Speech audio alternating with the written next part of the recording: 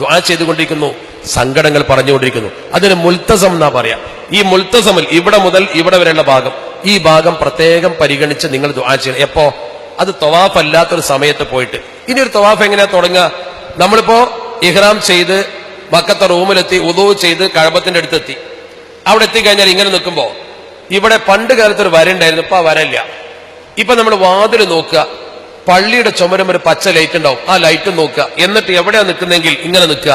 നിൽക്കുമ്പോ ഇബ്നു ഹജർ തങ്ങൾ കൃത്യമായി പറഞ്ഞൊരു കാര്യമുണ്ട്, നിൽക്കുന്നവന്റെ വലതുവശം ശരിക്കും ഇങ്ങനെ ചേർന്നിട്ട് ശരീരത്തിന്റെ മുഖ്യഭാഗം ഇങ്ങോട്ടാവണം. ഇങ്ങനെ മധ്യത്തിൽ നിൽക്കാൻ പാടില്ല, നെഞ്ചിന്റെ മധ്യമായിട്ട് നിൽക്കാൻ പാടില്ല. എന്തുകൊണ്ട് പാടില്ല എന്ന് കിതാബ് പറയുന്നുണ്ട്. കാരണം ഇയാൾ ഇനി തിരുമ്പഴേക്ക് ഇയാളെ ശരിക്കും നൂല് പിടിച്ച അങ്ങനെ വരിക. അപ്പൊ ലേശ സ്ഥലം ഇടഭാഗം പോയി. അപ്പൊ ഇങ്ങനെ നിന്നിട്ട് ഇങ്ങനെ നിൽക്കണം. നമ്മുടെ ഈ ഭാഗം കണക്കായിട്ട് ഇങ്ങനെ നിന്നിട്ട് ഞാൻ ഉംറയുടെ തവാഫ് ചെയ്യുന്നു, ബിസ്മില്ലാഹി അല്ലാഹു അക്ബർ, ഇങ്ങനെ തിരിഞ്ഞാൽ കറക്റ്റ് ഈ മൂലണ് വരും. ആ മൂല കൂടി ഇടതുവശത്താവണം. എന്നിട്ട് വേണം തവാഫ് തുടങ്ങാൻ. ഇനി കുറച്ചുകൂടി ഇപ്പുറത്ത് തുടങ്ങിയാലും കുഴപ്പമില്ല.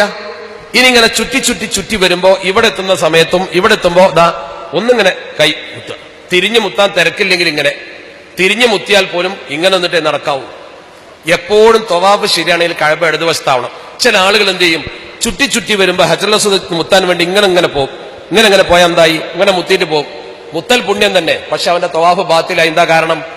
മുത്തൽ സുന്നത്തും കഅബ ഇടതുവശത്താവൽ ഷർത്തുമാണ്. അതുകൊണ്ട് പരിഗണന എപ്പോഴും കൊടുക്കേണ്ടത് കഅബ ഇടതുവശത്താണോന്നാ. തിരക്കുണ്ടെങ്കിൽ തിരിയാൻ നിൽക്കണം. എങ്ങനെ പോകുമ്പോഴാ തല തിരിച്ചിട്ട് ബിസ്മില്ലാഹി അല്ലാഹു ഇങ്ങനെ പോയാൽ മതി. നിങ്ങൾ ഹജർ മുത്തിയില്ലെങ്കിലും നിങ്ങൾ ഹജർ തൊട്ട് മുത്തിയില്ലെങ്കിലും തവാഫ് ശരിയാവും. നെഞ്ച് കഅബക്ക് നേരിട്ടാൽ അവിടെ നിൽക്കണം. ഇങ്ങനെ നിന്നുകൊണ്ട് തിരിഞ്ഞിട്ടേ നടക്കാവൂ. ഇങ്ങനെ നിന്നു വിചാരിച്ച് തവാഫ് ബാത്തിലാവൂല, തിരിഞ്ഞിട്ടേ നടക്കാവൂ. ഒരാള് 1 ഇഞ്ച് സ്ഥലം ഇങ്ങനെ നടന്നു പോയാൽ അവന്റെ തവാഫ് ബാത്തിലായി. മനസ്സിലാവുണ്ടോ? അപ്പൊ ഹജർ മുത്തുന്നതിനല്ല പ്രാധാന്യം കൊടുക്കേണ്ടത് തവാഫില്. ഹജർ മുത്താൻ അല്ലാത്ത സമയത്ത് വരാം.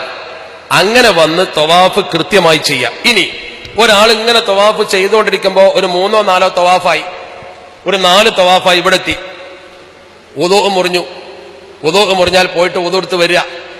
എന്നിട്ട് എവിടെ നിന്നാണോ ഉദൂ മുറിഞ്ഞത്, ഇവിടുന്നാണോ, എന്നാ ഇവിടുന്ന് തുടങ്ങുക. ഇവിടുന്നാണോ ഇവിടുന്ന് തുടങ്ങുക. എവിടുന്നാന്ന് അറിയില്ലേ, എന്നാ ഇവിടുന്ന് തുടങ്ങുക. അത് രണ്ടാമത് ഇവിടുന്ന് തുടങ്ങുക, അജലസ്വന്റെ അവിടെ തുടങ്ങുക. എന്ന പോലെ ഒരാളിങ്ങനെ തവാഫ് ചെയ്യുന്ന ദിവസം തിരക്കി വമ്പിച്ചൊരു തിരക്ക് വന്ന് തിരിഞ്ഞു മറിഞ്ഞ് ഇങ്ങനെ പോയി. തിരിഞ്ഞു മറിഞ്ഞ് അങ്ങനെ പോയാൽ എന്ത് ചെയ്യാ? എത്ര സ്ഥലം നെഞ്ഞ് നേരിട്ടു അല്ലെങ്കിൽ മറ്റു ഭാഗം നേരിട്ടു, അത്ര സ്ഥലവും കൂടി തവാഫിൽ ഉൾപ്പെടത്തക്ക വിധം തിരക്കില്ലെങ്കിൽ ബാക്കോട്ട് നടക്കുക. എന്നിട്ട് അത്രയും സ്ഥലം കൂടി കൂട്ടി ഇടതുവശത്തായിട്ട് നടക്കുക. സാധിക്കൂല.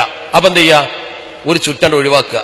3ാമത്തെ ചുറ്റിലാണ് തിരിഞ്ഞു മറിഞ്ഞെങ്കിൽ ആ തിരിഞ്ഞു മറിഞ്ഞ ചുറ്റ് എണ്ണണ്ട, ഒന്നും കൂടി ചുറ്റി വരിക. മനസ്സിലാവുണ്ടോ? അപ്പൊ ഒരു ചുറ്റ് കൂടിക്കോട്ടെ, ഒരു ചുറ്റ് പോയില്ലേ? അങ്ങനെ 7 ചുറ്റ് കാമിലായി ഇടതുവശം പൂർത്തിയാക്കി വരിക. ചുറ്റിൽ എല്ലാ ദുആകളും ചെല്ലാൻ പറ്റുമോ നോക്കുക. ഈ റുക്നുൽ യമാനി മുതൽ റുക്നുൽ ഹജർ വരെയുള്ള സ്ഥലത്ത് റബ്ബന ആതിന ഫിദ്ദുനിയ ഹസന എന്നുള്ള ദുആ ചെയ്യുക.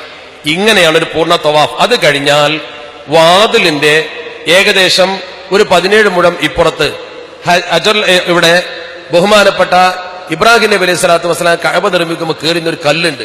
ആ കല്ലൊരു കൂട്ടിലിട്ട് വെച്ചിട്ടുണ്ട്. ഈ കൂടല്ല, അതിന്റെ ഉള്ളിൽ ചെറിയ കല്ലുണ്ട്. അതാണ് മഖാം ഇബ്രാഹിം.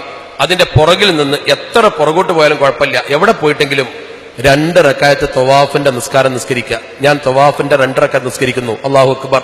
1ാമത്തെ റക്അത്ത്